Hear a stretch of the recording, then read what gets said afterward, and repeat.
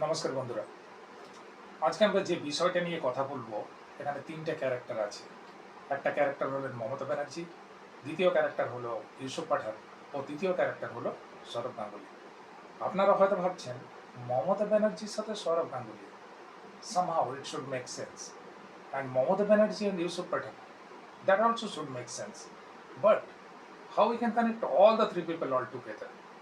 আমরা এই ৩ টে ক্যারেক্টারকে একসাথে কিভাবে করতে পারি? মমতা ব্যানার্জির সাথে ইউসুফ পাঠানের রাজনৈতিক যোগাযোগ আছে, ইউসুফ পাঠানের সাথে সৌরভ গাঙ্গুলির ক্রিকেটীয় যোগাযোগ থাকতে পারে, আবার মমতা ব্যানার্জির সাথে সৌরভ গাঙ্গুলির একটা যোগাযোগ থাকতেই পারে। কিন্তু এদের তিনজনের মধ্যে কি একটা কমন জিনিস যেটা তিনজনকে এক জায়গায় নিয়ে এসছে? চলুন তাহলে সময় নষ্ট না করে শুরু করি। দেখো, রিসেন্টলি যে গুঞ্জন বা রটনাটা রটেছে সেটা হলো মমতা ব্যানার্জি চাইছেন ইউসুফ পাঠান যেন বহরমপুরের এমপি সিটটা ছেড়ে দেয়। আপনারা হয়তো ভাবছেন এর পিছনে কারণটা কি, তাই তো? কারণ যথেষ্ট আছে। আচ্ছা বলুন তো, এই মুহূর্তে মমতা ব্যানার্জির সব থেকে বেশি কোন জিনিসটা প্রয়োজন?